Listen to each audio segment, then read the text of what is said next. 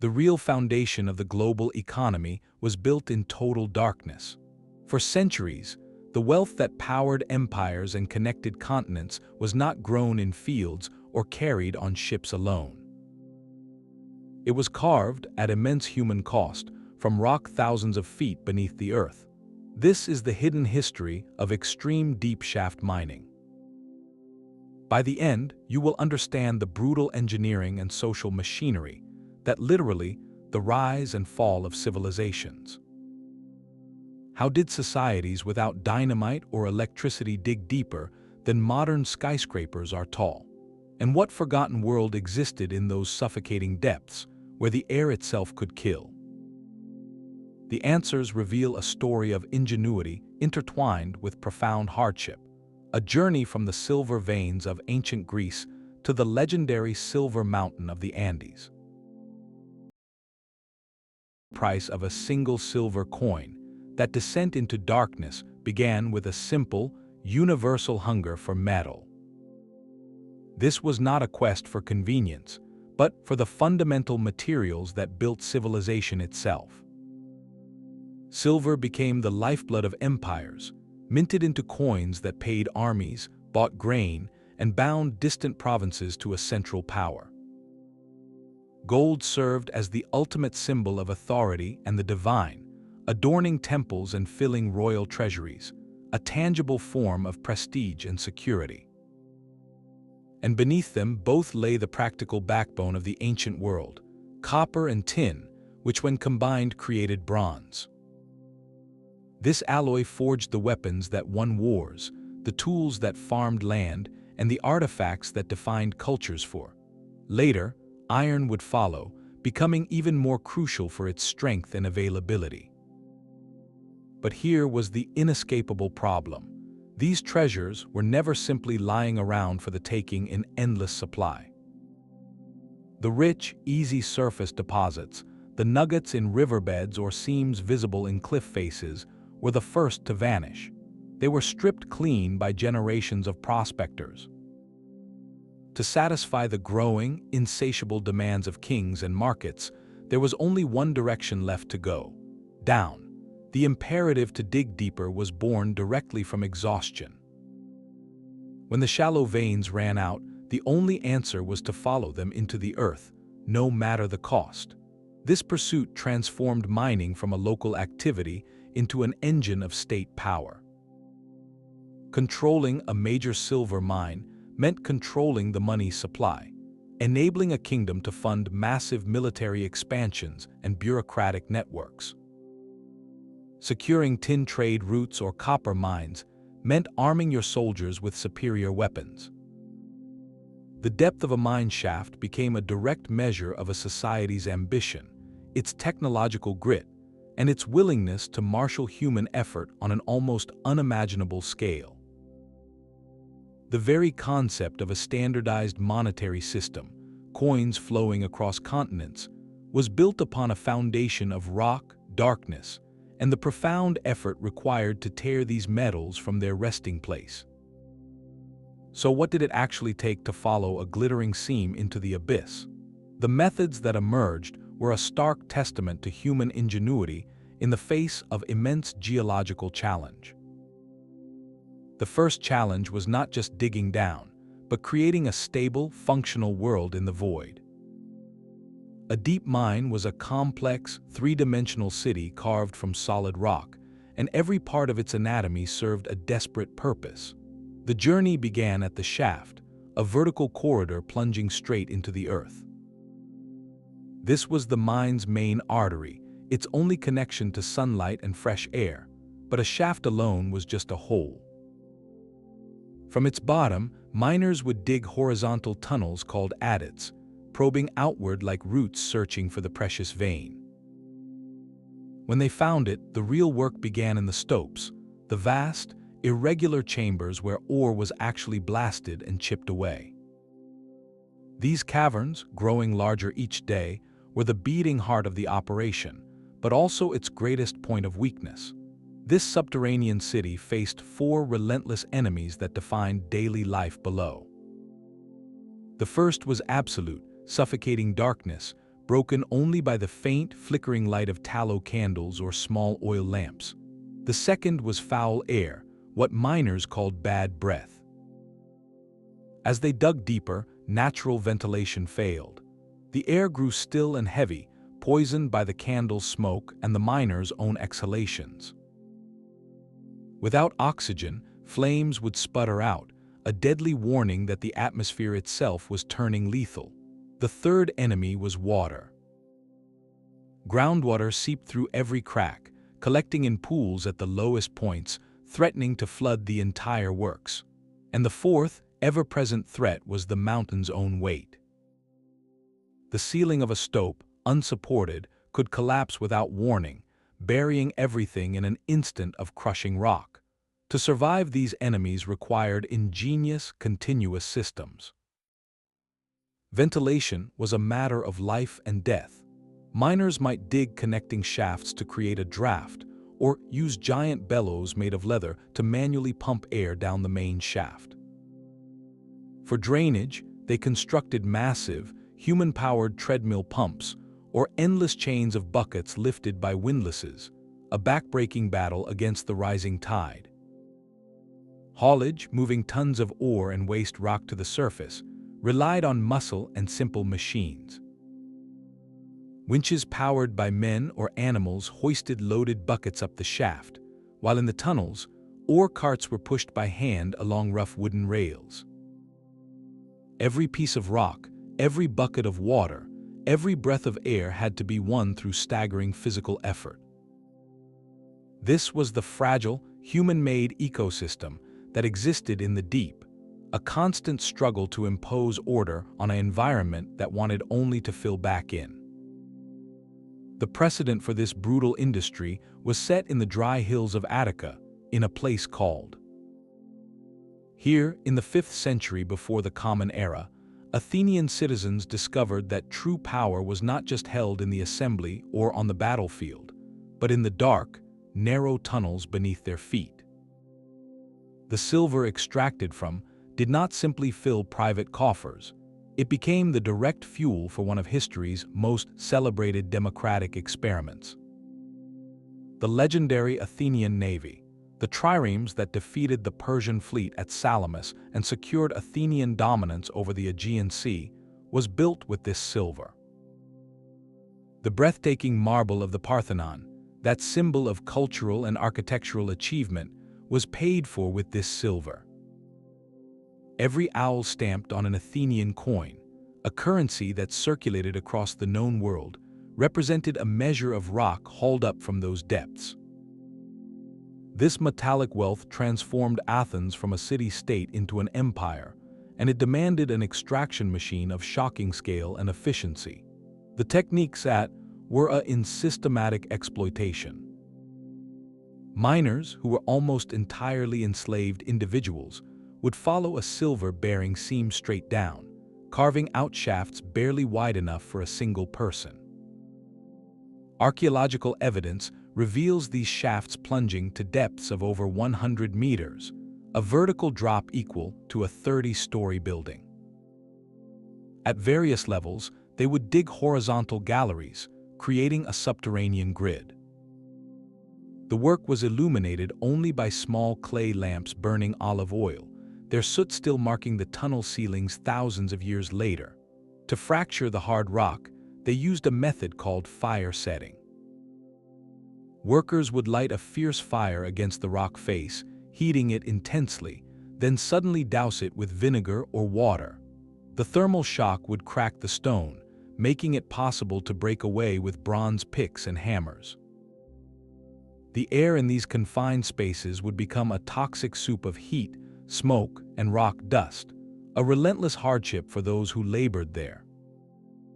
The entire operation was a chillingly precise calculation. The immense human cost below ground was the direct price for the glorious civilization flourishing in the sunlight above. The legacy is a profound and uncomfortable duality, a reminder that some of humanity's greatest cultural heights were built upon foundations of profound human suffering. It established a model that would echo for proving that deep shaft mining could bankroll an entire civilization's ambitions. But as the silver veins of Greece eventually began to fade, a new and far more staggering source of wealth was about to be discovered on the other side of the world. One that would dwarf all previous mining endeavors and rewrite the global economy overnight. The Athenian model proved that deep mining could fund an empire, but it was Rome that industrialized the process, transforming it into a colossal engineering enterprise. Where the Greeks had worked veins with fire and bronze, the Romans applied the full, systematic force of their legendary engineering genius. They did not just dig mines, they conquered entire landscapes to feed the insatiable hunger of their economy and their legions.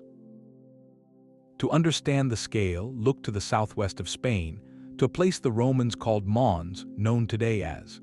Here, for centuries, they tore into the earth for silver and copper on a staggering scale. The landscape itself was permanently reshaped into a vast, terraced pit. But the true innovation was not just in the digging, it was in the management of the two most persistent enemies, water and waste rock. To clear vast areas of overburden and expose ore veins, Roman engineers perfected a technique known as hushing. They would build massive reservoirs high in the hills, then release the pent-up water in a sudden, devastating torrent. This man-made flood would scour away soil and soft rock, stripping the land bare to reveal the mineral riches beneath. It was mining by hydraulic force, a brutal and incredibly efficient form of earth-moving. Once the digging began, water switched from a tool back to a foe, constantly flooding the deep pits and tunnels. Here, Roman practicality shone. They deployed water-lifting devices like the Archimedes screw, a brilliant spiral within a tube that, when turned, could lift water efficiently from great depths. They also used sequences of water wheels, powered by slaves or animals walking in endless circles, to lift water from one level to the next in a continuous chain. This was systematic dewatering, a mechanical battle against the aquifer that allowed them to push deeper than ever before. Meanwhile, in the province of Dacia, modern-day Romania, they pursued a different treasure: gold. The operations there were so extensive that historians using modern satellite imagery can still trace the lines of Roman hydraulic mining networks across the landscape. They diverted rivers and built elaborate sluice systems to wash entire hillsides, separating flakes of gold from tons of gravel. The scale was monumental, a literal reshaping of geography for profit. This Roman approach represented a fundamental shift. Mining was no longer just a brutal struggle against rock, it was a calculated engineering project. It involved surveying, logistics, and the application of mechanical principles on an industrial scale. The goal was maximum extraction with ruthless efficiency, a mindset that viewed a mountain not as an obstacle, but as a resource to be systematically dismantled. The wealth that flowed from Dacia did not just fill imperial coffers. It paid the salaries of the legions that guarded the frontiers. It funded the aqueducts and roads that bound the empire together. And it minted the coins that greased the wheels of Mediterranean trade. Rome had turned the deep earth into a predictable, managed source of power. But even their engineering marvels would be eclipsed by a discovery in a new world. A discovery so vast it would be christened with a name that sounded like a myth.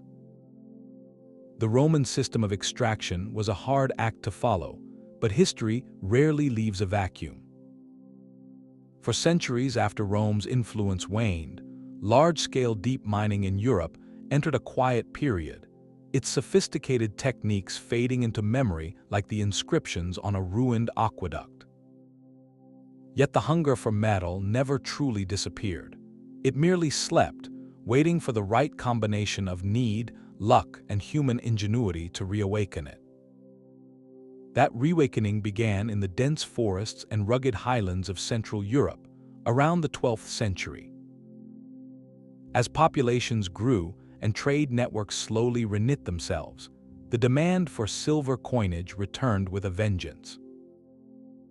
Kingdoms needed sound currency to fund their administrations, merchants required reliable money for long-distance trade, and the church itself had an endless need for precious metals to adorn its growing cathedrals. The stage was set for a mining revival, but the players would need to rediscover, and then surpass, the lost arts of the deep. This revival found its epicenter in the mountains and the Kingdom of Saxony, a region that would become the Silicon Valley of medieval mining technology. The catalyst was a moment of sheer, life-changing luck. Around the year 1168, so the story goes, a forest fire swept across the slopes near a settlement called. The blaze cleared away the thick undergrowth and topsoil, and in the scorched earth, locals spotted the unmistakable glint of raw silver. It was a discovery that would trigger a frantic rush, a silver fever that drew prospectors and fortune-seekers from across the continent. They called the main Lode, and it was astonishingly rich.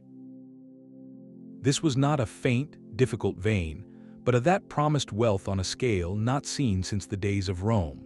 But there was a catch, one that defines the entire story of technological progress. The easy, near-surface ore was stripped away in just a few decades. To keep the wealth flowing, the miners of Saxony had to do what the Athenians and Romans had done before them. They had to follow the silver down. And that meant confronting the same ancient enemies: water, darkness, and crushing depth. The knowledge of how to fight this war, however, had been largely lost. They were starting over, but with one crucial advantage. The medieval mind was now armed with a new mechanical philosophy and a powerful, ubiquitous source of energy: flowing water. The solution they engineered was nothing short of a revolution.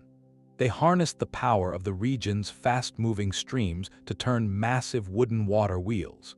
But these were not the simple wheels used for grinding grain.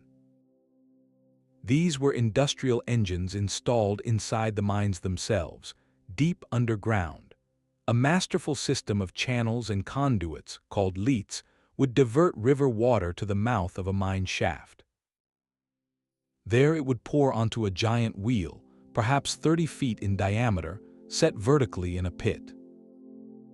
The flowing water turned the wheel, and through a clever arrangement of cams and rods known as a hammerwork, this rotary motion was converted into a powerful, reciprocating stroke. This stroke drove a series of wooden pipes and pistons that acted as suction pumps, relentlessly lifting water from the deepest sumps and discharging it into drainage tunnels. For the first time since the Roman screws, water was being fought with automated, mechanical force. The impact of this innovation cannot be overstated. It was the key that unlocked depths previously thought unreachable. With water wheels handling drainage, miners could safely dig past the water table, pushing shafts down several hundred feet. The water wheel's influence did not stop at the. Above ground, other wheels powered giant trip hammers that crushed the ore and drove bellows for smelting furnaces, creating an integrated industrial complex powered entirely by hydraulics. This was the true technological leap, the creation of a systematic, water-powered mining landscape. It revived deep mining not as a desperate struggle, but as a calculated, engineered enterprise. The wealth that poured from, and the surrounding mines did more than make local princes rich. It financed the construction of glorious Gothic cities, funded universities, and provided the capital for the trading empires that would soon emerge. It proved that the darkness could be mastered, not just with muscle, but with the clever application of natural force. Yet even these sophisticated operations would soon be overshadowed by a discovery in a distant, mountainous land, a discovery so immense it would be given a name that belief. the mountain of silver. Yet for all the water wheels and pumps, one brutal daily reality remained unchanged for the miners themselves: the journey to the face. As shafts pushed past 300 meters deep, the simple act of getting to work became an ordeal that could consume a third of a shift. Picture a wooden ladder, slick with condensation, propped against the rough rock wall of a vertical shaft. A miner, carrying his tools and a meager lunch, would begin a perilous descent into blackness, rung by aching rung, for the equivalent of a 100-story building. The climb back up at the end of a 10 or 12-hour shift, exhausted and lungs burning in the thin, foul air, was a form of torture that claimed lives through sheer exhaustion and misstep. The depth of a mine was no longer just an engineering challenge. It was a physiological barrier imposed by the limits of the human body. The solution to this problem was not another machine for moving rock or water, but a machine for moving people. It was called the man engine, and it was perhaps the most human-centered piece of industrial genius ever devised in the dark. Invented in the mines in the early 19th century, there was a reciprocating ladder, a beautiful and simple piece of kinetic art. Here is how it worked. A massive water wheel, or later a steam engine, would power a large beam that moved up and down in a steady, predictable rhythm. Attached to this beam were a series of long, sturdy wooden rods that reached all the way down the shaft. Fixed to these rods at regular intervals, say every 4 meters, were small standing platforms. Between these moving platforms, fixed to the mine's timber framing, were stationary platforms. The system created a continuous, gentle escalator of wood and iron. A miner would step onto a stationary platform. As the powered beam drove the rods downward, a moving platform would descend to his level. He would simply step across onto it and ride it down for its 4-meter stroke. When it reached the bottom of its travel and began to rise, he would step off onto the next stationary platform, wait a moment, and then step onto the next descending moving platform. The process was rhythmic, almost meditative. Step, ride, step, wait, step, ride. It transformed a harrowing 3-hour climb into a 20-minute automated commute. The impact was immediate and profound. It conserved the miner's energy for the actual work of extraction, dramatically increasing productivity and safety. It made depths of 500, then 600 meters practically attainable, as the barrier of human endurance was mechanically overcome. But beyond the pure mechanics, they represented a rare moment of consideration within an industry defined by hardship.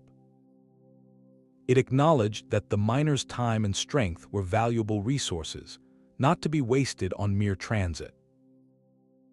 It was a piece of technology that served the worker directly, a wooden arm reaching down into the darkness to make the unbearable journey just a little more bearable. With this innovation, the deep shaft mine reached its mature, terrifying form. A fully mechanized underworld, where water was pumped by wheels, ore was hauled by steam engines, and now people were transported by a gently rocking wooden heartbeat. This was the pinnacle of pre-industrial mining technology, a system designed to pull every last gram of value from the rock. Yet even this sophisticated machine had its limits, limits defined not by engineering, but by the very air the miners breathed. But even the ingenious man engine could not solve the most insidious enemy waiting in the deep, the air itself.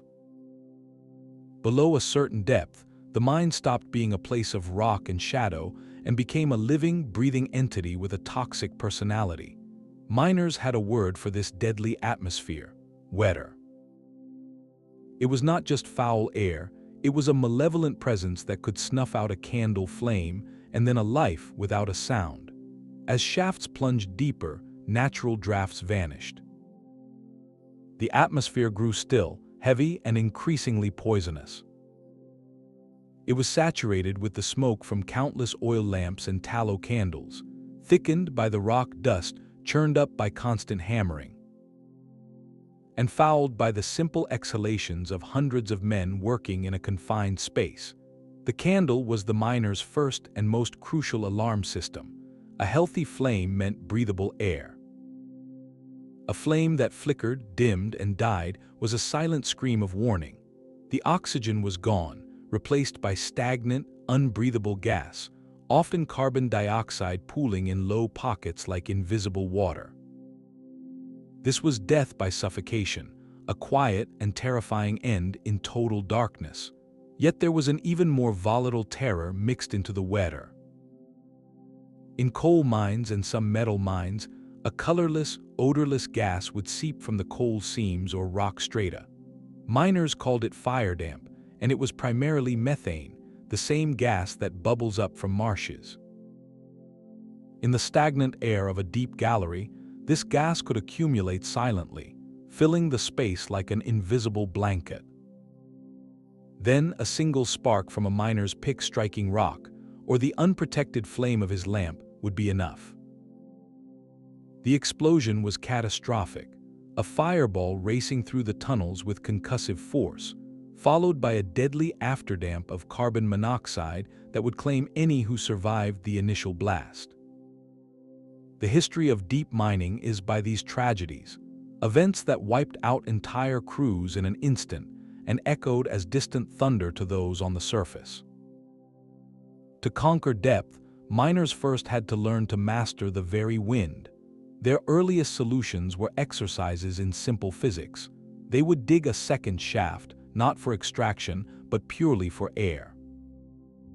By creating a pressure difference between the two shafts, often by lighting a fire at the base of one, they could induce a draft, pulling fresh air down one shaft and expelling the foul weather up the other. It was a clever trick, but its reach was limited. For larger complexes, they turned to brute force mechanics. Giant bellows, like those used for smelting furnaces but built on a monumental scale, were installed. Teams of men would work them in shifts, pumping air down leather ducts into the deepest tunnels. Others used great cloth fans, mounted on frames and turned by hand or water wheel, to push air through the mine like a vast, subterranean lung. Each of these methods represented a desperate, energy-intensive battle to keep the underground world habitable. The quality of a mine's ventilation, more than any other factor, ultimately defined its possible depth. You could pump out water, you could haul men and rock with machines, but if you could not deliver fresh air to the face, the work simply stopped. The frontier of mining was, therefore, a frontier of breathable space. Every foot gained downward was a victory, one not just over rock, but over the suffocating stillness of the earth itself.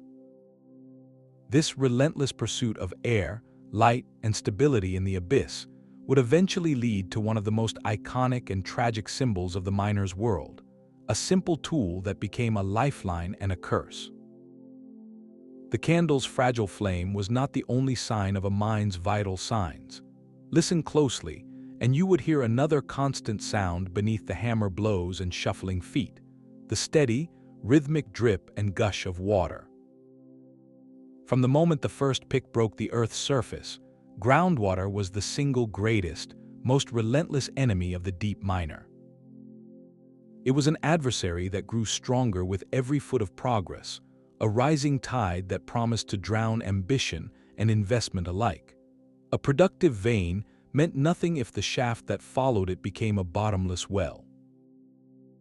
The economic viability of every deep mine, therefore, hinged on a single question: could they outpump the planet?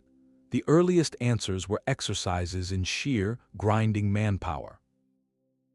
In the classical and medieval periods, the primary tool was the bucket chain. Imagine a long loop of rope or chain running over a wooden windlass at the surface.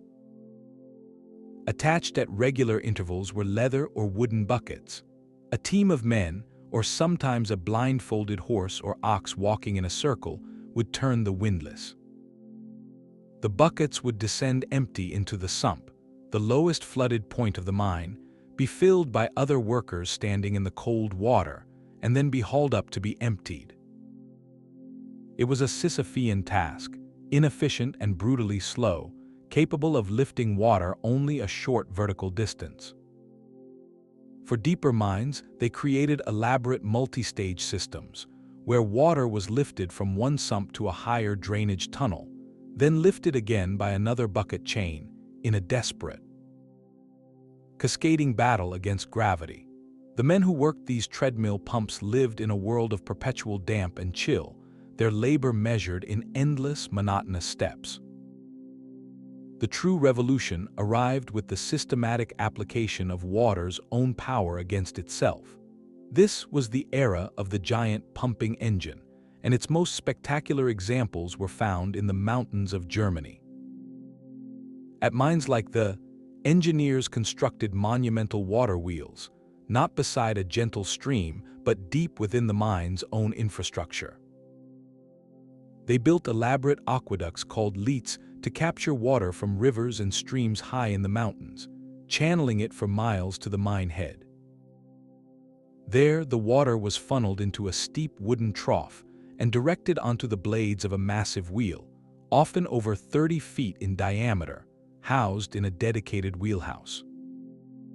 The force of the falling water set the giant wheel turning with tremendous torque, but the genius was in the translation of that power. The wheel's axle was connected to a series of long, reciprocating wooden rods called. These rods stretched down the main shaft, connecting to a series of piston pumps installed at different levels. As the wheel turned, it pushed and pulled these rods up and down in a steady, powerful rhythm. Each downstroke forced a piston into a water-filled cylinder, pushing the water up through a pipe to the next level. The upstroke then reset the piston, drawing in more water for the next cycle. It was a seamless, automated heartbeat, a mechanical dragon that drank from the depths.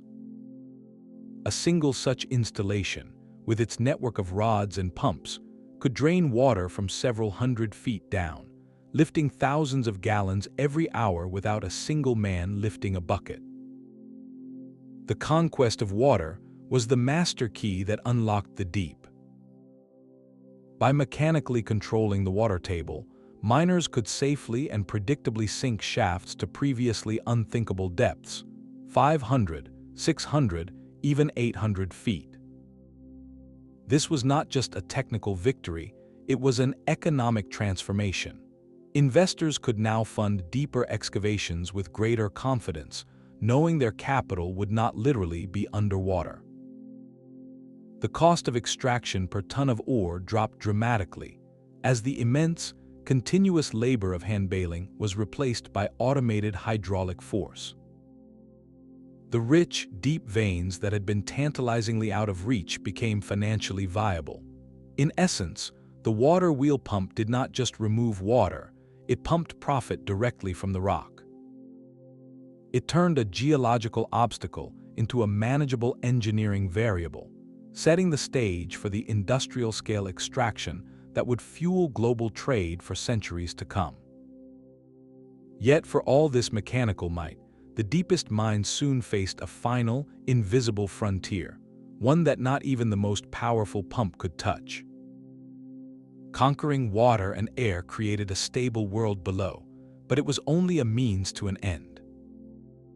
The true purpose of every deep mine was to move mountains of rock upward, against gravity, from the dark heart of the earth to the bustling daylight of the surface. This final step, the haulage, was a logistical puzzle as complex as any military campaign.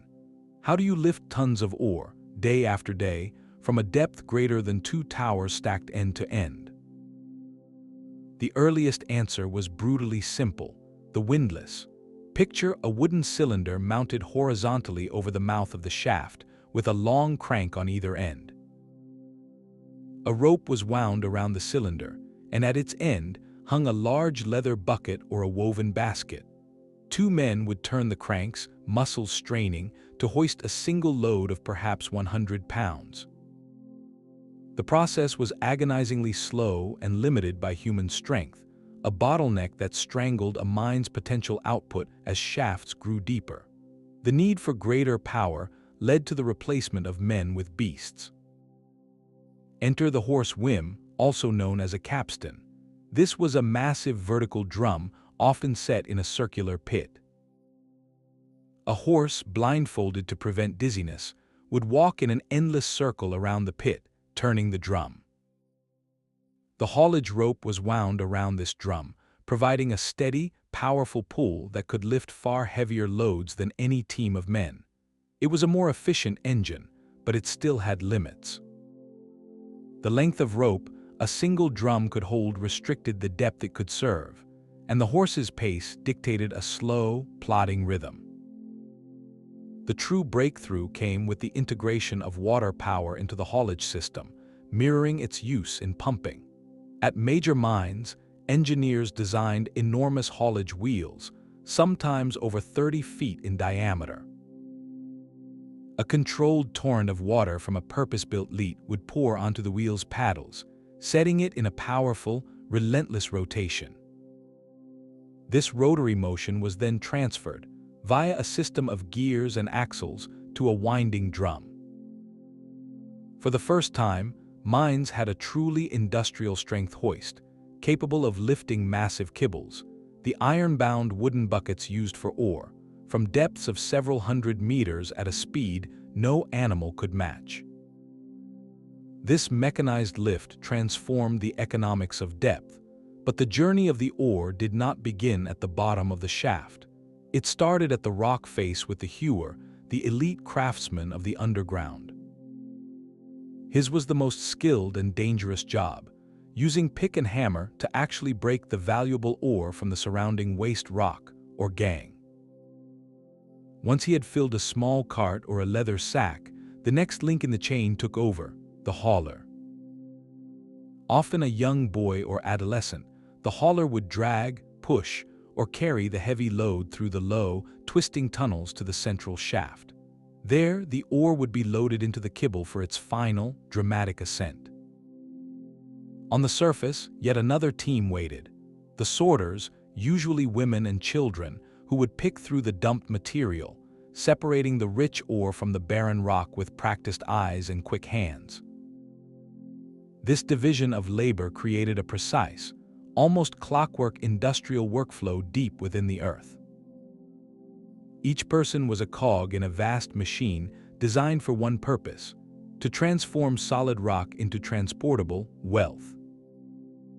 The rhythmic clank of the haulage wheel, the creak of the kibble rope, and the shouts of the crews coordinating each lift became the heartbeat of the mine, a sound that measured out profit and survival in equal measure. Yet, for all this mechanical coordination, the system rested on a fragile human foundation, one where a single misstep or a moment of failed communication could unravel everything in an instant. The flicker of a candle flame was not just a tool, it was the sole barrier between a miner and the absolute void. In the deepest shafts, beyond the reach of even the faintest echo from the surface, the darkness was not an absence of light but a physical presence, thick and suffocating. To work in this environment was to navigate a world defined by a tiny, trembling circle of illumination, a personal sun that measured no more than a few feet across. The primary source was heartbreakingly simple: a small clay or iron lamp, fueled by animal fat or rapeseed oil, with a wick of moss or twisted cloth. It gave off a weak, smoky glow, just enough to see the rock face directly in front of you, but casting the tunnels behind into a sea of impenetrable black.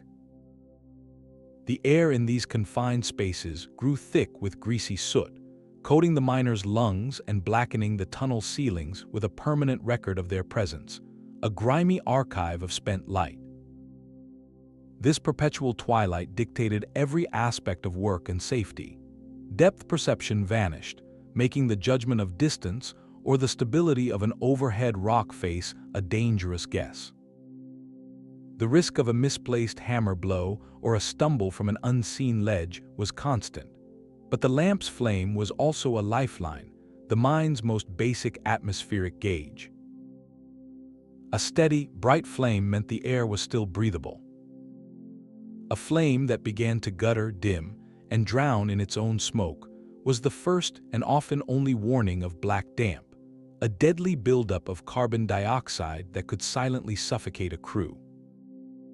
The miner's relationship with his light was one of profound dependency and constant anxiety, a dance with a fragile companion that held the power to both guide and betray him.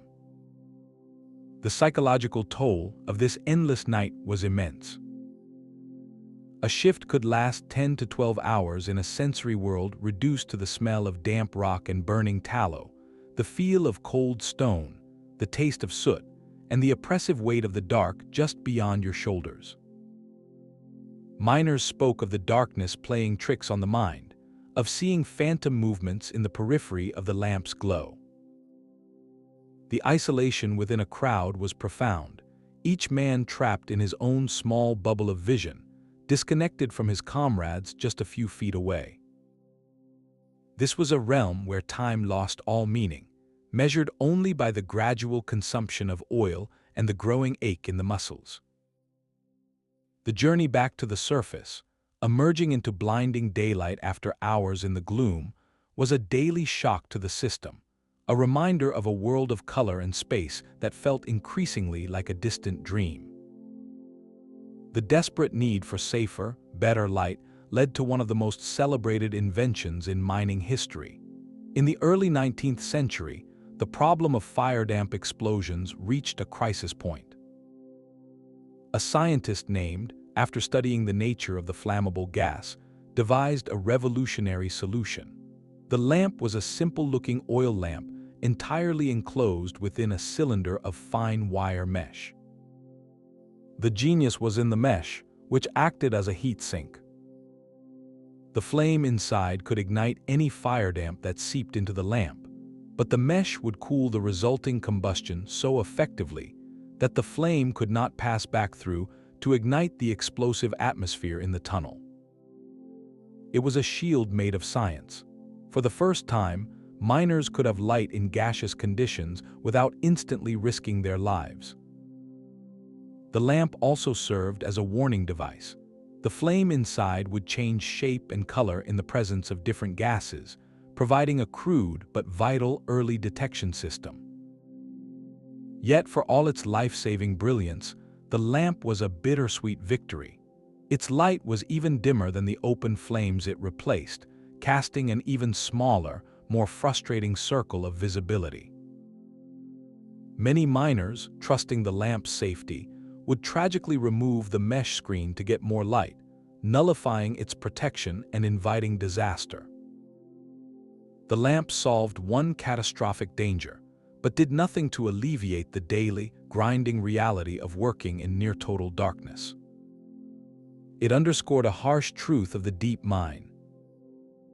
Every step forward in safety or efficiency seemed to come with a new compromise, a fresh trade-off between visibility, security, and the sheer physical possibility of the work.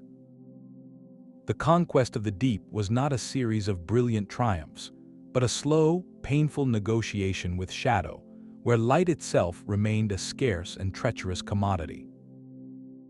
This endless struggle against the dark defined the miner's reality, but it was framed by an even more rigid and invisible structure.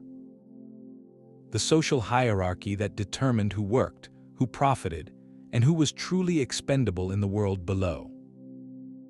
The brilliant machines and deep shafts were merely the architecture of extraction, but the true engine was human labor. To understand the economics of the deep mine, you must look past the water wheels and haulage ropes to the faces of those who powered them. For these operations to be profitable at such staggering depths, they required a workforce that was not just skilled, but also vast, cheap, and, in the eyes of their masters, ultimately expendable. This need gave rise to two distinct but brutally efficient systems of coercion that spanned continents and centuries: chattel slavery, and hereditary serfdom. In the silver mines of ancient and, later, the legendary in the Andes, the model was one of outright ownership. The miners were almost exclusively enslaved individuals, many captured in war or purchased from distant markets. They were property, tools with a heartbeat.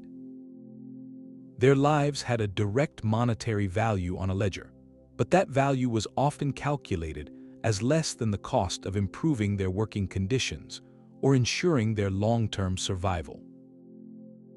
The work was so dangerous and debilitating that it was often considered a death sentence, a fate reserved for those who had lost all status and hope. This system was chillingly transactional. The immense profit from the silver was deemed to justify the high turnover in human lives, as there was always another war, another raid, to replenish the labor force. The enslaved miner was a consumable resource, like a pickaxe that could be worked until it broke and then replaced. Centuries later in Central Europe, a different but similarly rigid structure emerged. Here, in the mining districts of Saxony and the mountains, the dominant force was hereditary serfdom, known in German as. This was not chattel slavery in the sense, as serfs were tied to the land and the estate of a local lord, not individually bought and sold on an open market. Yet their condition was one of profound unfreedom. By law and custom, they were bound to their master's service. When a prince or a mining company secured rights to a territory, they also acquired the labor of the serfs who lived there. These men and their families had no right to refuse the call to work in the mines. Their labor was an obligation, a tax paid not in coin but in sweat and risk, generation after generation. This system provided the mining lords with a perfectly controlled workforce.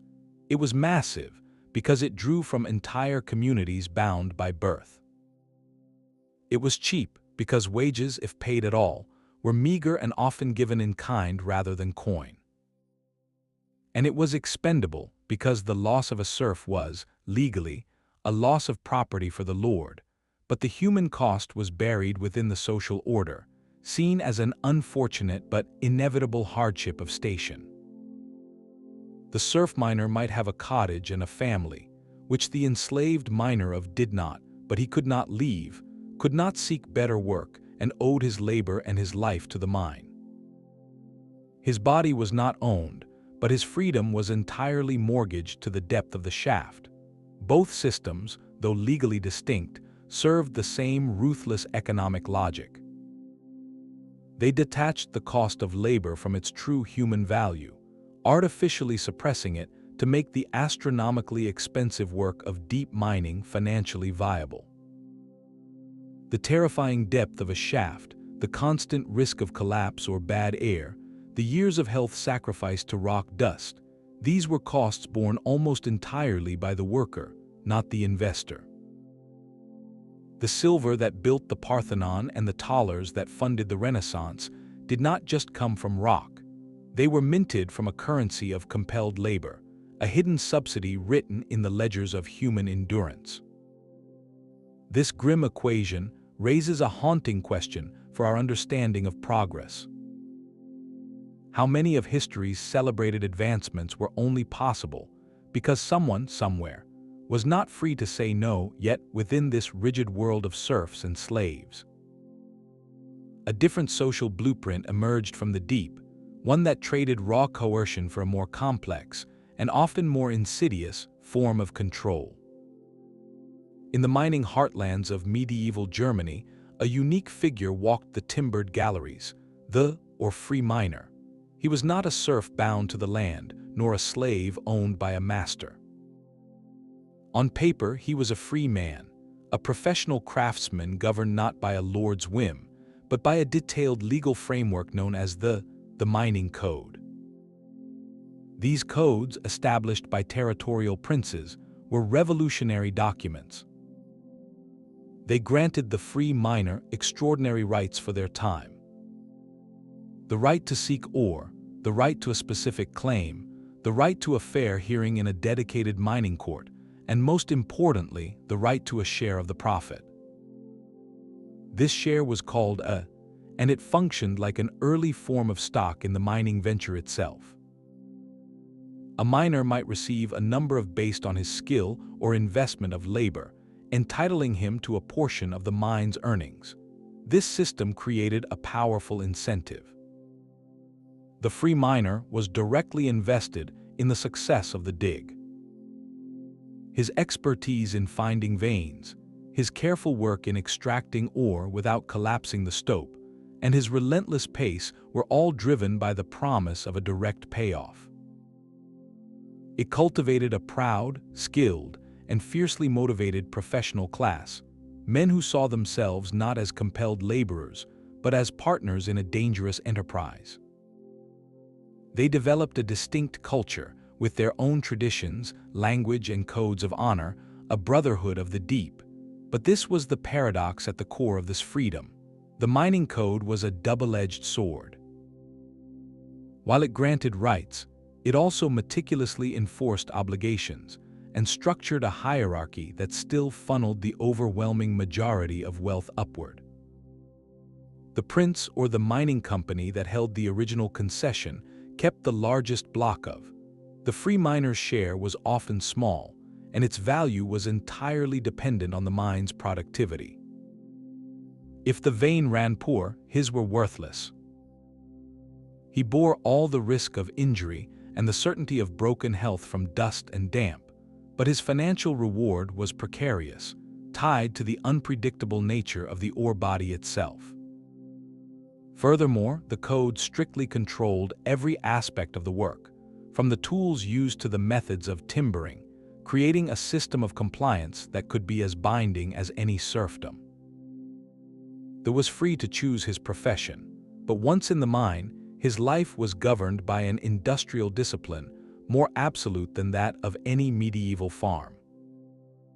He was a small capitalist in his own right, yet one whose entire capital was his own body and skill, invested in the most volatile enterprise on earth.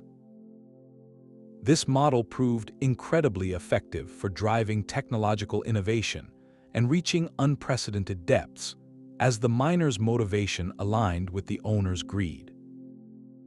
But it also represented a more sophisticated form of exploitation.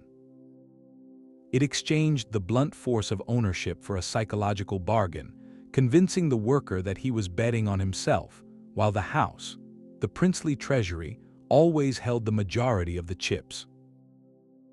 The free miner climbed the ladder into the dark each day by choice, a stark contrast to the enslaved or the serf, but he ascended into a cage of his own making, one built from legal contracts and the glittering, unreliable promise of a share.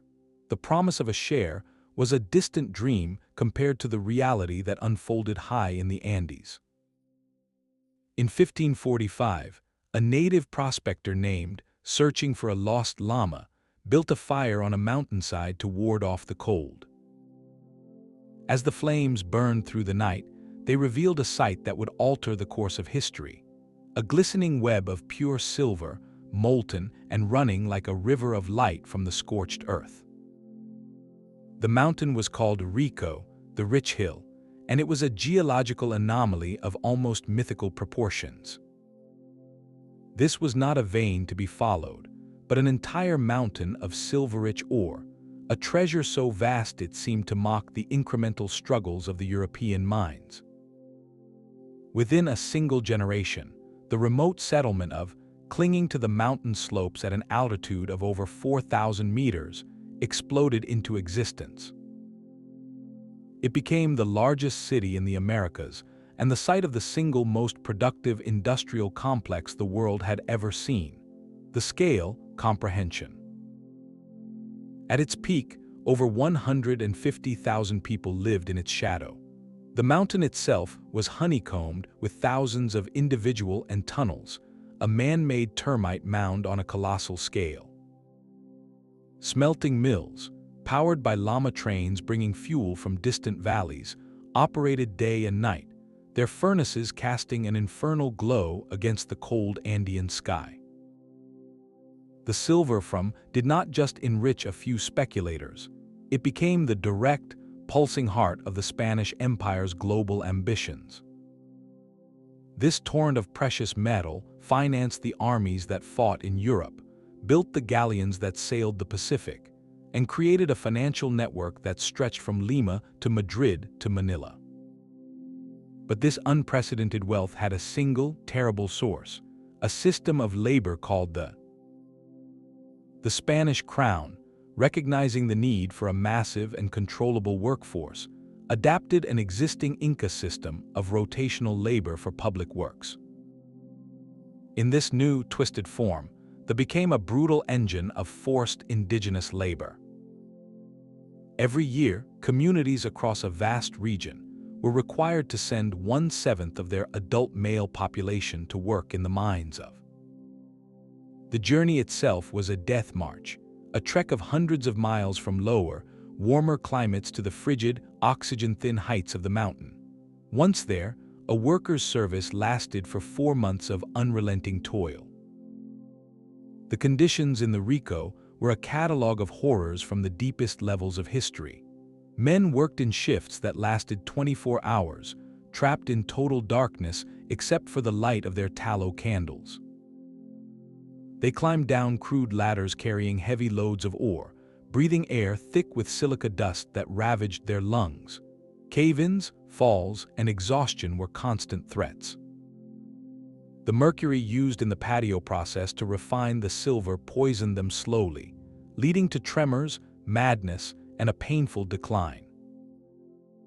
It is estimated that over the centuries, millions of indigenous Andeans were consumed by a number so staggering it challenges our understanding of the cost of global commerce. The mountain, they said, was made of silver, but it was fed by bones. This system was the dark, unacknowledged foundation of the first truly global economy. The famous Spanish silver peso, known as the Piece of Eight, became the world's first global currency, circulating from the markets of China to the trading posts of West Africa. Its ubiquity and reliability greased the wheels of international trade for centuries. Yet every one of those coins, stamped with the pillars of Hercules and the Spanish crown, represented a measure of human life extinguished in the cold, dark tunnels of a mountain that seemed, to those who suffered within it, to be a living god demanding endless sacrifice. The story of forces a difficult question.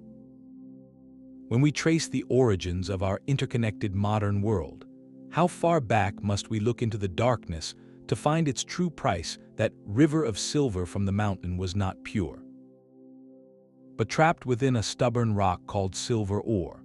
The richest veins, the ones that could be smelted directly in a furnace, were stripped away in the first frantic decades. What remained was a lower-grade ore, still packed with silver, but locked in a mineral prison that resisted traditional methods. To leave it in the ground was to abandon a fortune. To extract it required a kind of dark alchemy, a technological breakthrough as destructive as it was profitable. The answer came not from the Andes, but from Mexico, in the form of a deceptively simple method known as the patio process, or mercury amalgamation. Here is how this deadly refinement worked. First, the silver ore was crushed by massive stone wheels, often pulled by mules or slaves, until it was a fine powder. This powder was then spread across vast, stone-paved courtyards, the patios that gave the process its name. Workers would then mix in 2 key ingredients, salt and a substance called magistral, which was a crude copper sulfate. But the star of the show, the magical agent, was liquid mercury, also known as quicksilver. Thousands of pounds of this shimmering, toxic metal would be poured onto the ore mixture. Then began the most grueling phase. For weeks on end, teams of men, and often mules, would tread through the sludge, mixing it endlessly with their bare feet. This constant churning allowed the mercury to do its work. On a microscopic level, the mercury would form an alloy, an amalgam with the tiny particles of silver bonding to them and pulling them out of the worthless rock. After this slow, poisonous dance, the slurry was washed. The lighter waste rock washed away, leaving behind the heavier amalgam of mercury and silver. This amalgam was then scooped up and heated in distillation ovens. The mercury, with a much lower boiling point, would vaporize, leaving behind a lump of relatively pure silver. The vaporized mercury was then cooled and condensed to be used again, though huge amounts were lost to the air and soil with each cycle. The scale was almost impossible to comprehend. To process the mountains of lower-grade ore, the Spanish built a sprawling industrial complex of over 100 refining mills along the banks of local rivers. Each mill had its series of stone patios, its teams of mixers, and its furnaces belching mercury-laden fumes. The environmental impact was catastrophic and permanent. Mercury runoff poisoned the waterways for miles, killing fish and contaminating the land. The vapor released during heating created a toxic haze over the region, a literal pall of poison. But the human cost was even more immediate and horrific. The workers who mixed the sludge with their bare feet, who inhaled the vapors in the refining sheds, and who handled the mercury directly, were subjected to a slow, agonizing decline. Mercury poisoning attacks the nervous system. It causes uncontrollable tremors, a loss of teeth, psychological deterioration including hallucinations and intense anxiety, and eventually organ failure. There was no cure and no escape for those bound to the labor draft. They called the affliction el mal, the sickness of quicksilver. Yet, for the Spanish crown, this process was nothing short of miraculous. Mercury amalgamation unlocked the true, staggering wealth of Rico. It turned millions of tons of previously worthless rock into a torrent of silver bullion. The key to the entire system was a steady supply of mercury, which the Spanish fortuitously controlled from their mine in Peru. It was a perfect, devastating circuit. Forced labor from the silver ore from, and the mercury from, mined under similarly brutal conditions, was used to refine it. This closed loop of exploitation powered the engine of empire for over 2 centuries. The patio process was the final, essential link in the chain, the chemical key that transformed a mountain of rock into a foundation of global capital. It stands as a stark testament to a brutal calculus, where the value of a metal was deemed infinitely greater than the health of the environment or the lives of the people who extracted it. The silver that flowed from the mountain did not simply fill Spanish treasure galleons. It became the very lifeblood of the first global circulatory system, a metallic pulse that connected continents in a web of commerce, conflict, and unintended consequence. Every year, the Spanish crown organized a staggering logistical operation, the Flota Indias, the treasure fleet. Heavily armed galleons would cross the Atlantic, laden with silver bars and coins minted at and other American mines. Their destination was Seville, and later, where the Casa, the House of Trade, would officially receive this wealth, taking the royal fifth, the quinto, for the crown. This arrival was a seismic economic event. Spain, suddenly flooded with precious metal, became the financial powerhouse of Europe. Yet this very abundance contained the seeds of a paradox. The sheer volume of silver pouring into the Spanish economy far the growth of goods and services. The result was a prolonged and devastating price revolution, what we now call inflation. The cost of basic necessities, grain, cloth, labor, skyrocketed across the Iberian Peninsula and then rippled outward. While the crown was nominally richer, its actual purchasing power eroded, and ordinary citizens faced crushing hardship as their coins bought less and less. This silver, however, was too vital to sit in vaults. It had to move to pay for Spain's immense ambitions. The Habsburg monarchs used it to finance endless wars against the Ottoman Empire, to fund the armies of the 30 Years' War, and to maintain their vast, sprawling domains. Spanish silver became the paymaster for European conflict, flowing into the coffers of bankers in Genoa and Antwerp, who loaned it back to kings and princes, weaving a complex web of international debt. But the most transformative journey of this metal was yet to come. Europe craved the luxuries of the East, fine Chinese silks, exquisite porcelain, and above all, the spices of the pepper, cloves, and nutmeg. Yet Europe produced little that Asia wanted in return. The solution was literally in hand. Silver, especially the reliable Spanish peso or piece of 8, became the perfect commodity. Asian economies, particularly China under the Ming and Qing dynasties, operated on a silver standard. Taxes were demanded in silver, and its scarcity within China made its value exceptionally high.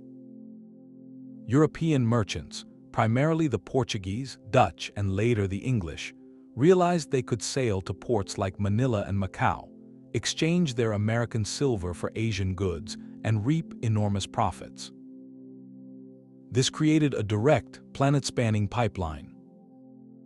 Silver mined by indigenous laborers in the Andes was shipped to Acapulco, crossed the Pacific on the Manila galleon, and was traded in the Philippines for Chinese silks and porcelain. That same silver would eventually circulate into the Chinese economy, stimulating its own commercial growth and further linking its fate to distant mines. In this way, a single silver coin could underwrite a Spanish soldier's salary in Flanders, settle a debt with an Italian banker, purchase pepper in Lisbon, and finally end up in a Shanghai merchant strongbox. All within a few years.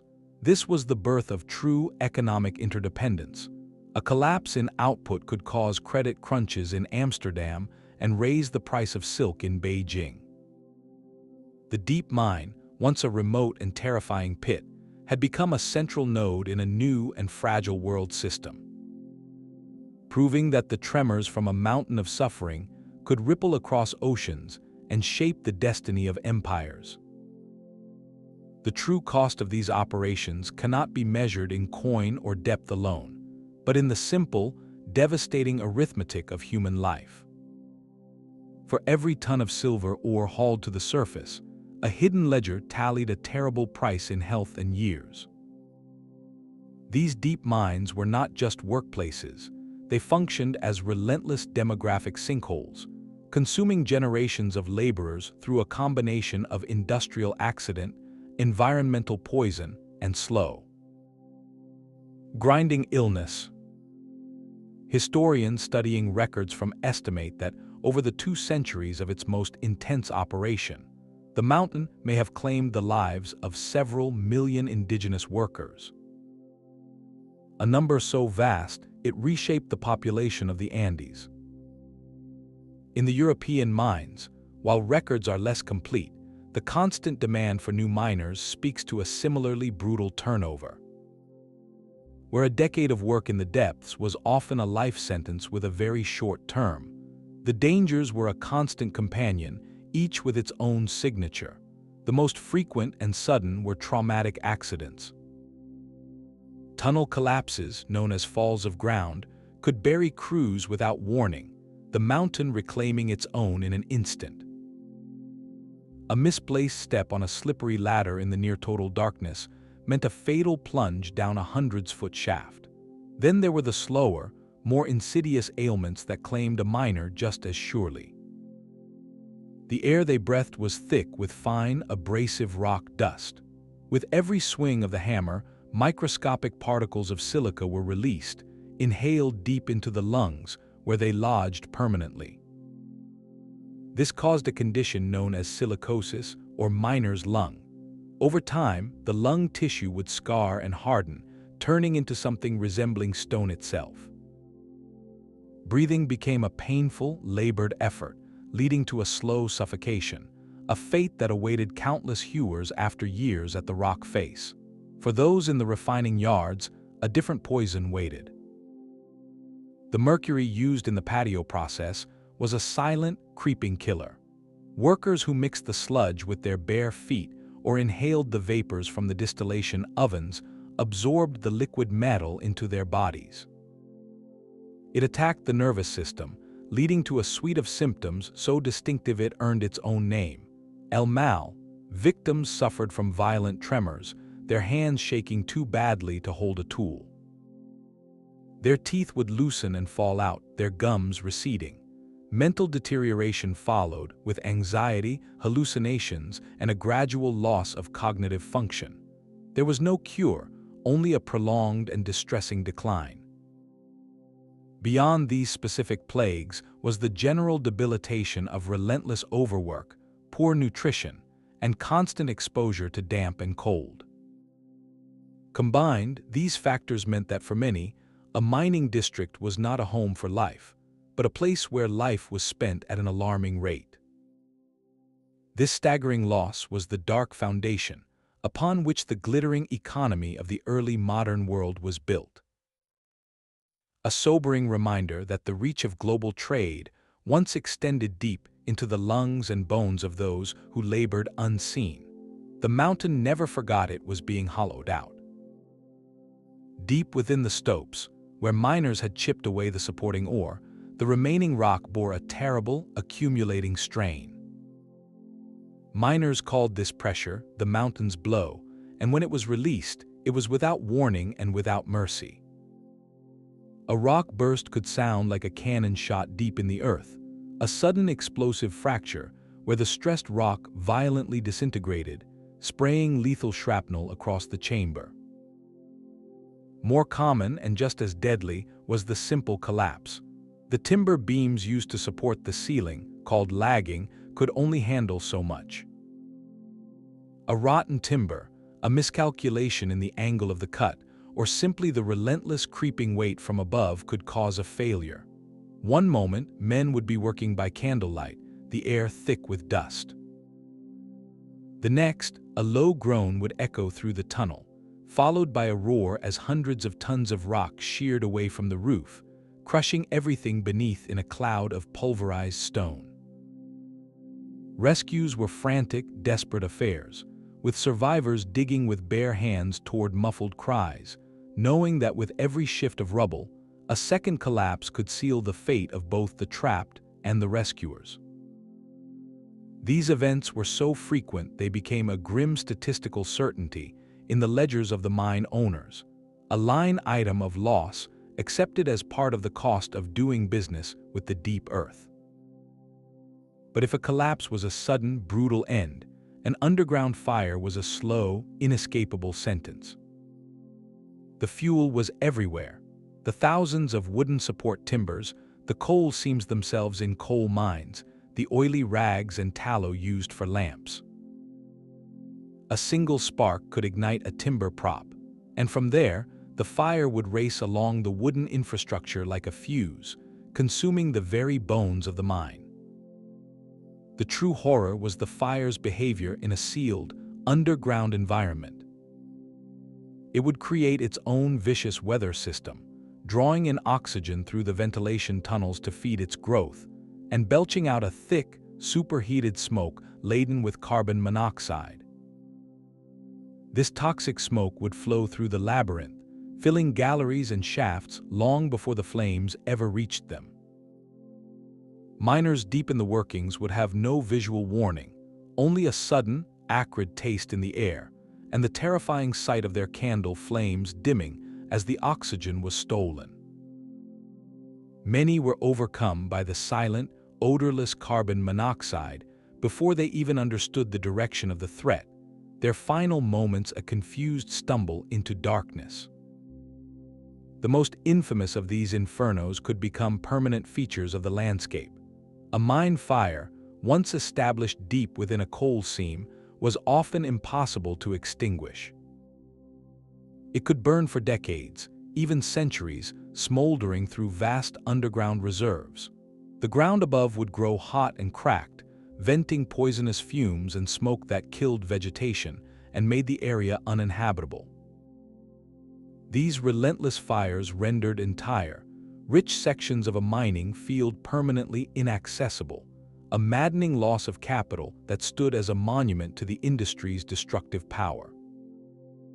They were a stark reminder that the technology to dig deep had far outpaced the ability to control the consequences, leaving wounds in the earth that refused to heal. This constant negotiation with catastrophic risk framed every decision made in the depths.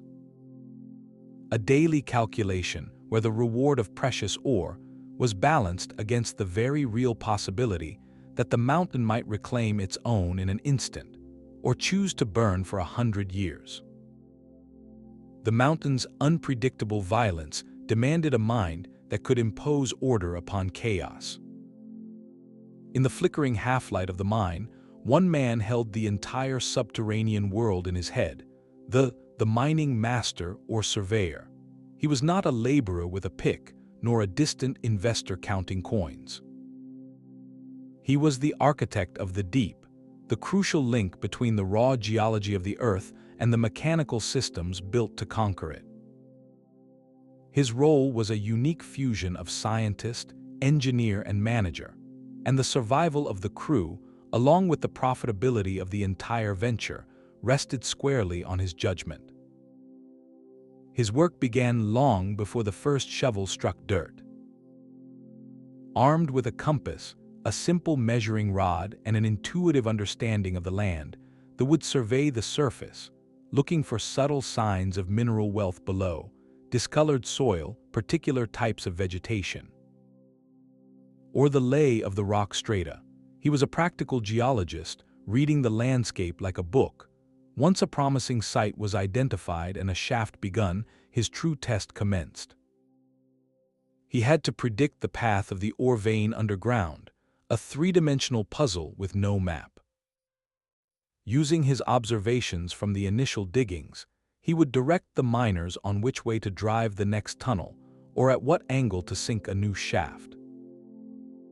A miscalculation here meant weeks of wasted effort, tunneling into barren rock while the rich vein lay just a few feet to the left or right.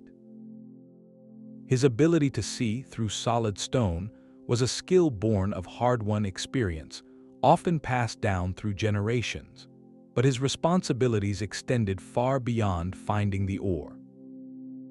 He was the master of the mine's vital systems.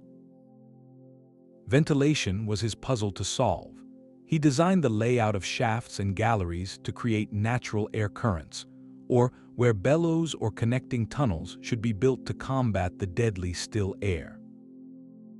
Drainage fell under his command.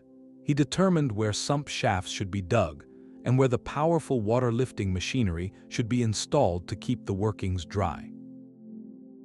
He oversaw the intricate timbering that held the mountain's weight at bay, inspecting every beam and prop for signs of weakness. In this sense, he was a civil engineer, building and maintaining a fragile, inverted city. Perhaps his most difficult duty, however, was the management of men. He enforced the strict discipline of the mining code. He set the work schedules, assigned tasks, and was the ultimate authority on safety practices, or at least, the practices deemed safe enough to continue production. He settled disputes between miners and had the power to impose fines or other penalties for infractions. This placed him in a difficult, often contradictory position. He needed to motivate the crew and maintain their respect, but he also served the interests of the mine owners, whose primary concern was output. He had to balance the relentless drive for profit against the very real human limits of his workforce. Who pushed too hard might trigger a collapse or a revolt. One who was too cautious would see the mine outproduced by its rivals. His success was measured in two currencies: the steady flow of ore to the surface and the avoidance of catastrophic loss of life that could shutter the operation entirely. This figure embodies the central tension of the entire enterprise. The deep mine was a marvel of systematic thought, a testament to human ingenuity in overcoming nature's obstacles.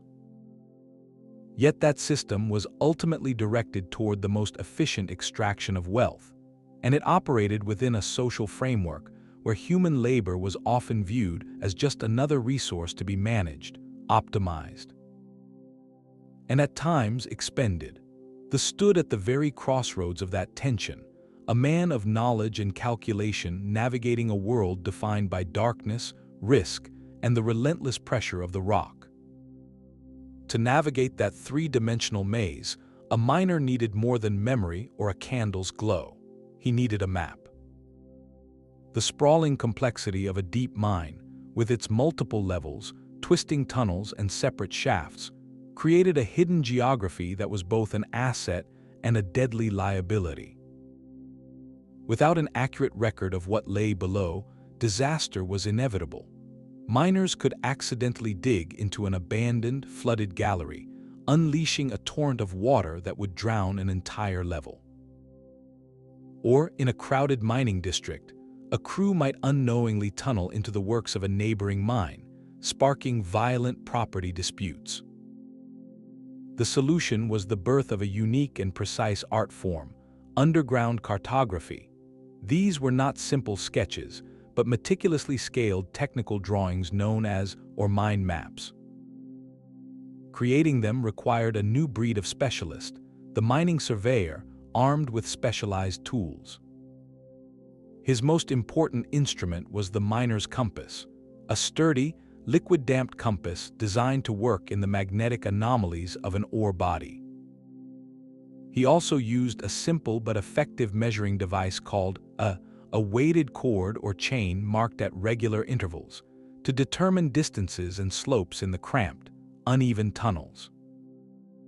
With these tools, he would traverse the dark galleries, taking bearings and measurements by the light of his lamp, painstakingly recording the angle and length of every tunnel, the location of every shaft, and the outline of every excavated stope. Back in the surface drafting room, this data was transformed into a coherent picture. The most common format was the vertical section, a slice through the mountain showing all the mine's levels stacked like floors in a building, revealing their depth and relationship to one another. Equally vital was the horizontal plan, a bird's-eye view of each individual level, showing the labyrinth of tunnels as if seen from above. These maps became the mine's legal and operational Bible. They settled ownership conflicts by providing an indisputable record of whose diggings went where. They guided the planning of new tunnels to most efficiently follow a vein. Most importantly, they served as a safety document. By comparing maps of adjacent mines, surveyors could ensure a safe buffer of rock remained between them, preventing catastrophic breakthroughs. There was more than paper. It was a lifeline drawn in ink, a fragile attempt to bring the order of the surface world into the chaotic, ever-changing darkness below. It represented a fundamental shift from working the mine by instinct to managing it by information, a crucial step in turning a perilous excavation into a calculated, long-term industrial enterprise. But beneath the pragmatic maps and timbers, a far more potent dream fueled the descent into the earth. For many who sought its riches, the mine was not just a hole in the ground, it was a living womb. This was the age of alchemy, a worldview where the pursuit of metal was entangled with a profound, mystical belief in the very nature of matter itself. Alchemists did not see the earth as a static storehouse of resources. They saw it as a vast, breathing organism, a living matrix where metals grew and matured over eons, like fruit on a cosmic tree. Deep within the planetary body, they believed base metals like lead and iron were slowly, imperfectly ripening toward their perfect state, gold. Silver was seen as a near-perfect metal, a sibling to gold in this grand, subterranean gestation. An ore vein, therefore, was not a dead seam of rock, but a living artery, a place where the Earth's creative forces were visibly at work. The alchemist's laboratory and the miner's tunnel were two fronts in the same sacred war, both seeking to accelerate or perfect this natural process. In the lab, the alchemist used fire, chemical reactions, and secret in his crucible, trying to transmute lead into gold to complete what nature had begun. In the mine, the practical alchemist, the miner or the investor backing him, sought to harvest these metals at the peak of their potency, to find the places where the Earth's generative power was most concentrated. This belief provided a powerful ideological engine for exploration. It meant that a barren region might not be poor, but simply immature, that a new continent held the promise of virgin, unspoiled metallic growth. When prospectors scoured hillsides or princes funded costly shafts, they were not just hunting for wealth. They were participating in a cosmic harvest, tapping into the generative vitality of the planet itself. This philosophical drive made mining a venture of almost spiritual significance. It transformed the investor from a mere speculator into a patron of natural philosophy, and the miner from a laborer into a gatherer of the Earth's most precious fruits. The legendary wealth of a place like did not just defy economic logic, it seemed to confirm the alchemical dream. Here was a mountain that appeared to be a single, colossal nugget of silver, a place where the Earth's creative power had run wild. This mystical layer of motivation is crucial to understanding the relentless push deeper. It was not merely greed, but a form of reverence, a belief that by plumbing the deepest veins, one could get closer to the very heart of the world's transformative fire, and perhaps uncover its ultimate secrets. Yet the alchemist's dream of a living Earth would soon give way to a more urgent, practical hunger.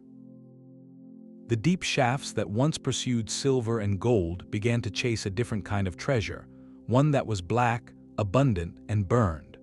Coal had always been gathered from surface outcroppings, used locally for heat.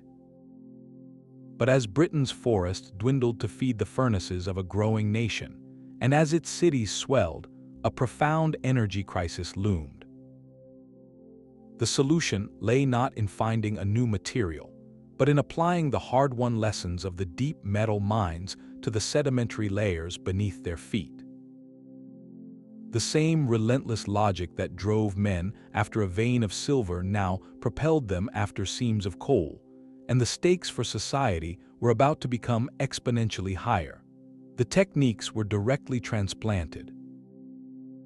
Miners sank vertical shafts through the overburden until they hit the coal seam, then drove horizontal tunnels, called galleries, along its length.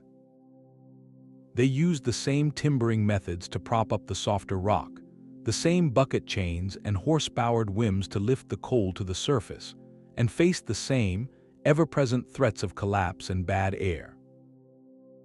But coal mining introduced a new and far more volatile danger. Fire damp, the methane gas that had been a sporadic terror in metal mines, was a constant, seeping companion in coal seams. A single spark from a pick or a candle could now ignite an explosion that would rip through the galleries with terrifying force, followed by the silent, deadly spread of afterdamp. The battle for depth in the coal fields became, first and foremost, a battle to manage this invisible, flammable breath of the earth. This made the innovations pioneered in places like the mountains not just useful, but essential. The water-powered pumps that had drained silver mines were adapted to keep the coal pits dry. The need for ventilation became even more desperate, leading to more sophisticated systems of connected shafts and furnaces placed at the base of one to draw a continuous draft. The coal mine became the ultimate testing ground for every piece of subterranean technology, because the price of failure was measured not just in lost capital, but in catastrophic loss of life on a scale the metal mines had rarely seen. This dangerous, deepening pursuit of coal did more than heat homes. It created the precondition for the next great leap. When Thomas built his first atmospheric steam engine in 1712, it was not for a factory or a locomotive. It was installed at a coal mine in Staffordshire, its sole purpose to pump water from the ever-deepening workings. The engine was monstrously inefficient, but it burned the very coal it was helping to mine, creating a self-fueling cycle. This was the critical bridge. The deep coal mine, itself a product of centuries of mining ingenuity, produced the fuel that would power the steam engines. Those engines, in turn, would pump water from even deeper mines, haul coal and men more efficiently, and eventually drive the machinery of mills and factories. The Industrial Revolution did not begin in a textile mill, but in the wet, dark, gas-filled shafts of the coal pits. The deep mine, perfected for precious metals, had become the engine room of an entirely new world, proving that the true treasure was not what glittered, but what could burn. The steam engine's roar was the sound of an ancient legacy reaching its full, terrifying potential. Those colossal machines of the 18th and 19th centuries did not emerge from a vacuum. They were the final, logical evolution of a technological inheritance forged in the extreme deep shaft mines of the preceding centuries. Every piece of machinery that powered the Industrial Revolution, from the pumps that drained coal fields to the lifts that carried men down, stood on the shoulders of solutions born in the desperate darkness of silver and copper mines. The industrial giants of the Victorian era were not pioneers of a new world, but the heirs to a very old one, scaling up prototypes that had been tested in the most unforgiving laboratories on Earth. Consider the most fundamental challenge: water. The and later Watt steam engines were celebrated as revolutionary, and they were, but their primary purpose for decades was not to drive locomotives or power looms. It was to pump water from mines. This was not a new problem, merely a deeper and wetter version of an old one. The Romans had used their Archimedes screws, the Saxons their monumental water wheels and rod systems. The steam engine was simply the next, more powerful iteration in this unbroken lineage of hydraulic warfare. It replaced the unpredictable flow of a river with the relentless heat of coal, but the goal was identical: to lower the water table and claim more rock.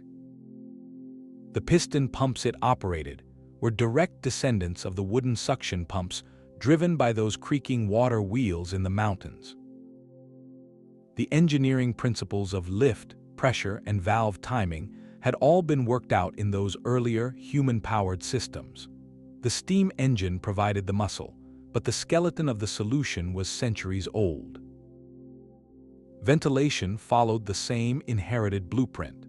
The deep coal mines of Britain and Belgium faced the same suffocating weather, the same buildup of deadly fire damp that had plagued metal miners for generations. Their response was to industrialize the ancient remedies. The simple furnace at the base of a shaft, used to create a draft in medieval mines, was scaled up into massive underground furnaces with dedicated brick chimneys. The cloth fans turned by hand or water wheel evolved into enormous mechanical fans, first powered by steam, then by electricity, but still performing the same essential function: to act as the lungs of the mine, pushing breathable air through miles of tunnels. The very concept of splitting airflow into separate intake and return passages, a standard practice in 19th century collieries, was a refinement of the two-shaft systems miners had used since the Renaissance. They were managing the same atmospheric enemy, just on a vastly larger canvas. Even the social and managerial structures carried forward. The division of labor, the hewer, the hauler, the surface sorter, remained intact, now applied to armies of workers rather than small crews. The mining codes that governed the evolved into the complex regulations and inspectorates of the industrial age. And the figure of the mine manager or viewer, with his absolute authority over safety and operations, was the direct descendant of the now responsible for thousands of lives instead of hundreds. The systems of control, the very organization of human effort required to wrest wealth from the deep, had been prototyped and refined in those earlier, extreme operations. This continuity reveals a profound truth about technological progress. The leap into the industrial age was not a sudden break with the past, but an acceleration built upon deep foundations. The colossal winding engines that lowered cages full of men into pits 1,000 feet deep were the of the horse whim and the water-powered haulage wheel. The precise maps of coalfields, essential to avoid disasters and legal disputes, were the of the drawn by candlelight. The extreme conditions of the early deep mines had forced innovations in material science, mechanics, and logistics that became the standard toolkit for all large-scale extraction. They proved what was possible, and more importantly, what was profitable, when human ingenuity was focused entirely on the problem of depth. The Industrial Revolution did not invent deep mining. It simply provided the power source to execute its ambitions on a previously unimaginable scale. The ghosts of those earlier miners did not haunt the new coal pits. They were built into its very machinery, their hard-won lessons etched into every steam valve and timber prop. But the roar of the steam engine is a recent echo in a much longer story. To truly understand the reality of those early mines, we cannot rely on ledgers or legends alone. We must listen to the sites themselves, to the silent testimony of wood, stone, and earth preserved in the dark. The history of deep mining is not just written on parchment, it is carved into the planet's crust, waiting for archaeology to read its lines. At places like the mine in Germany, the mountain itself has become a museum. Here, archaeologists have found something astonishingly rare: the original wooden machinery, perfectly preserved in the anoxic, waterlogged conditions of the deep galleries. These are not replicas, but the actual water wheels, pump rods, and haulage systems from the medieval and early modern periods, frozen in time. To stand before one of these massive wooden wheels, its timbers still bearing the tool marks of the carpenter who shaped it centuries ago, is to bridge a gap no document can close. You see the sheer scale of the engineering, the pragmatic joinery that held immense mechanical forces, and you can almost hear the groan of wood and the rush of water that once filled these chambers. This physical evidence does more than confirm historical accounts, it corrects them. Written records might describe a pumping system, but the archaeology reveals its precise dimensions, its wear patterns, and even its failures. Showing where a beam cracked under stress or how a system was modified on the fly. It turns abstract engineering into tangible, human problem-solving. Far to the south, in the sun-baked hills of Greece, a different kind of evidence speaks. The silver mines that funded Athenian democracy are not just holes in the ground, but an immense, sprawling network. Archaeologists mapping these tunnels have found the soot from countless clay lamps still blackening the ceilings, marking the exact paths miners walked 2,500 years ago. They have recovered bronze picks worn down to stubs, and piles of discarded mining debris that allow scientists to calculate extraction rates and efficiency. Perhaps most telling are the simple artifacts of daily life. A broken water jug left in a niche, gaming pieces carved from stone to pass long hours of rest. These quiet objects whisper of the individuals within the machine, reminding us that this was a world inhabited by people, not just a production process. This material record often holds uncomfortable truths that written history glosses over. Official accounts might celebrate the technological triumph of a deep shaft, but the bones found in certain galleries, or the evidence of catastrophic tunnel collapses, tell a story the ledgers omit. Archaeology gives voice to the silent costs, revealing the moments when the mountains' patience ran out. It shows us not just how deep they dug, but the physical price paid to do it. By studying the wear on skeletons, we learn of the repetitive stress that deformed spines and shoulders. By analyzing sediment layers, we can trace the environmental impact of ancient refining processes, the long legacy of poison in the soil. This is history written without bias, a direct line from the past that confirms, complicates, and sometimes utterly contradicts the polished narrative handed down by those who profited. It forces us to reconcile the glory of Athenian coins with the darkened, airless tunnels in which they were literally forged. This tangible testimony transforms our understanding from a theoretical concept into a visceral reality. We are not just learning about deep mining, we are walking in its footprints, touching its tools, and seeing the very marks of its labor. It grounds the epic scale of this story in the intimate, physical details of wood grain, soot, and worn stone, proving that the deepest truths are often those we must dig for ourselves. The mountain's appetite for timber was as vast as its yield of silver. To sink a single deep shaft required hundreds of massive tree trunks for lining, for support beams, and for the colossal machinery of pumps and haulage wheels. The forests surrounding major mining districts did not simply recede, they were systematically erased. In Saxony and the mountains, entire slopes were stripped bare, creating a barren, engineered landscape where the only remaining wood was underground, holding up the tunnels. This deforestation was not a side effect, it was a direct operational cost.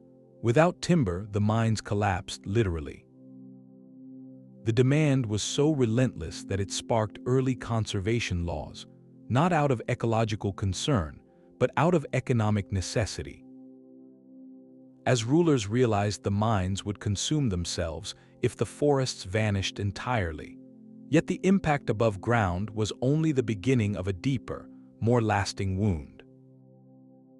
Where the mines met water, a more insidious legacy began. Every stream and river near a major mining complex became an industrial artery and a dumping ground. The water that powered the giant wheels also carried away the waste. This runoff was a toxic cocktail. It contained finely ground rock dust, known as tailings, which silted up riverbeds, choking aquatic life. More dangerously, it carried dissolved heavy metals like lead, arsenic, and mercury, leached from the crushed ore. In regions like in Spain, the water ran blood-red and acidic for centuries, poisoned by iron and sulfur, creating lifeless waterways that persist to this day. These were not temporary spills, but permanent alterations to the chemistry of the watershed. The water that flowed from these mines carried the signature of the depth into the wider world, a metallic poison that entered the food chain and the water supply of downstream communities. A slow-moving environmental consequence measured in generations. The most visible scars, however, were the mountains of what the miners left behind. For every ton of valuable ore brought to the surface, many more tons of worthless rock, called gangue or spoil, had to be removed. This material was dumped in vast, growing piles around the mine head. These spoil heaps were artificial landscapes, sterile mounds of crushed stone and chemical residue that could dominate the horizon. They represented the inverted logic of the mine. To extract a concentrated treasure, you first had to displace and discard a far greater mass of the earth itself. Rain would wash toxins from these piles into the soil and groundwater, creating a zone of ecological dead ground that could take centuries to recover, if it ever did. In coal mining regions, these heaps sometimes caught fire from internal combustion, smoldering for years and filling the air with acrid smoke, a visible sign of the land's discontent. This transformation, represents one of humanity's earliest and most profound acts of industrial-scale environmental alteration. Long before the smokestacks of the 19th century, the deep mines of the 16th and 17th centuries were already reshaping continents. They cleared forests, rerouted waterways, poisoned rivers, and created entirely new geological features from waste. This was a planet-wide operation with a localized footprint, but a cumulative impact that hints at our modern ecological challenges. The pursuit of metal and mineral wealth established a pattern. That concentrated value justified diffuse, long-term cost, a calculation where the immediate economic gain consistently outweighed the deferred environmental price. The quiet hills and valleys surrounding these ancient diggings still bear the marks of that transaction, a permanent record in the soil and water of what it truly cost to bring the deep earth's wealth to light. For all the maps and ledgers, the deep mines keep some of their most important stories locked in silence. The precise human cost, written not in ink but in absence, remains one of history's greatest unanswered questions. We can estimate the staggering mortality at a place like in the millions, but the ledgers rarely recorded the names of those who succumbed to slow poison or a sudden collapse. The true scale of loss is a shadow on the records, a haunting gap in our understanding of the global economy's foundations. What was the daily texture of a life spent almost entirely in darkness? Beyond the lists of tools and tonnage, what did miners talk about in the flickering quiet between hammer blows? How did they sustain hope or camaraderie or a sense of self in an environment designed to consume both body and spirit? These intimate realities of the human experience in the deep are echoes we strain to hear across the centuries. The journey of knowledge itself is another puzzle. We can trace the spread of a technology like the water-powered pump from Saxony to other regions, but how exactly did that happen? Was it through the migration of a single brilliant engineer, the theft of guarded plans, or the slow, patient observation of travelers? The transmission of this hard-won technical wisdom, from the fire setting of Athens to the timbering techniques of Germany, likely moved along trade routes and in the memories of skilled workers, leaving few explicit blueprints behind. This makes the archaeological discovery of intact machinery, like the preserved water wheels in the mine, so vital. They are the physical embodiments of ideas that traveled. Even the physical extent of these ancient operations continues to surprise us.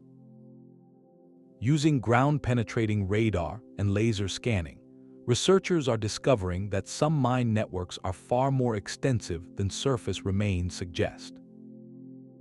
What appears as a cluster of holes on a hillside might be the top layer of a subterranean city, with multiple, interconnected levels that have been flooded or collapsed for. The full footprint of human industry beneath our feet is still being mapped, revealing ambitions that were even grander, and excavations even more daring than we previously credited. Today, scientists employ subtle, powerful tools to read these silent records. By taking sediment cores from lake beds near ancient mining districts, they can analyze layers of pollen, ash, and chemical residues deposited year by year. A sudden spike in lead particles in a layer corresponding to the Roman era, for instance, provides a measurable timestamp of intensive smelting activity, independent of any written history. Analysis of ice cores from glaciers, capturing atmospheric pollution from thousands of years ago, tells a global story of metal production, revealing how the fumes from Roman or medieval smelters literally traveled across continents and settled on remote ice fields. These techniques allow us to measure the environmental impact of ancient mining with a precision that would have been unimaginable to the people who caused it, giving us a new quantitative understanding of their industrial scale. These ongoing investigations remind us that history is not a closed book, but a living field of inquiry. Each new technological lens we train on the past helps to clarify the picture, to give voice to the voiceless, and to measure the true dimensions of the world our ancestors built, and the profound, often hidden costs they incurred to do it. The story of the deep mine is still being written, one core sample, one laser scan, one carefully examined timber at a time. That hidden world of rock and shadow was the true engine room of history. The glittering empires, the flourishing trade routes, the very concept of a global market, all of it rested upon a foundation carved in total darkness. This was the grim equation of extreme deep shaft mining, a cornerstone of early global economies built from a fusion of three relentless forces. The first was an insatiable, surface-level demand for silver, gold, and copper, metals that became the literal currency of power. The second was a slow, brutal accretion of engineering ingenuity, from fire setting to water wheels to steam pumps, each innovation pushing the frontier of the possible a little deeper. And the third, the indispensable and tragic element, was the systematic application of coerced labor. Whether through the chattel slavery of the hereditary serfdom of Saxony or the devastating of the Andes, these economies artificially suppressed the human cost of extraction to make the astronomically expensive work of depth financially viable. The silver peso that crossed oceans, the gold that gilded a cathedral, the copper that armed a legion each was a product of this tripartite machine. It was a system where technological brilliance and human hardship were not opposites, but intertwined necessities. The water wheel that pumped a gallery dry was designed by a mind seeking profit, but its turning rhythm was paid for by the lungs of the man breathing rock dust at the face. This fusion shaped our world in profound and lasting ways. The relentless pursuit of depth drove innovations in mechanics, hydraulics, and chemistry that would later fuel the Industrial Revolution. The management of such complex, dangerous operations pioneered systems of labor organization, logistics, and even early corporate finance. The wealth unlocked did not just sit in treasuries. It built navies, funded artistic renaissance, and created the capital for ventures that would connect continents. Yet for every upward surge of civilization, there was a corresponding descent. The legacy is therefore one of stark duality. We inherited a world of interconnected commerce and technological possibility, but also a blueprint for viewing both human labor and the natural environment as resources to be optimized. Often to the point of exhaustion, the spoil heaps and poisoned rivers near ancient mines are not mere scars of the past. They are early chapters in a story of industrial-scale environmental alteration. They ask us to look beyond the shining artifact in the museum case and consider the mountain it came from, the tunnels it was torn from, and the breaths that were spent to bring it to light. So the next time you consider the rise and fall of a great empire, or trace the flow of ancient trade, remember to look down. The deepest foundations of our historical economic power were not laid in palaces or ports alone. They were forged in the silent, strenuous dark, by the flicker of a dying lamp, at the farthest reach of human endurance. The true story of global connection begins not with a map of the world above, but with a map of the world below.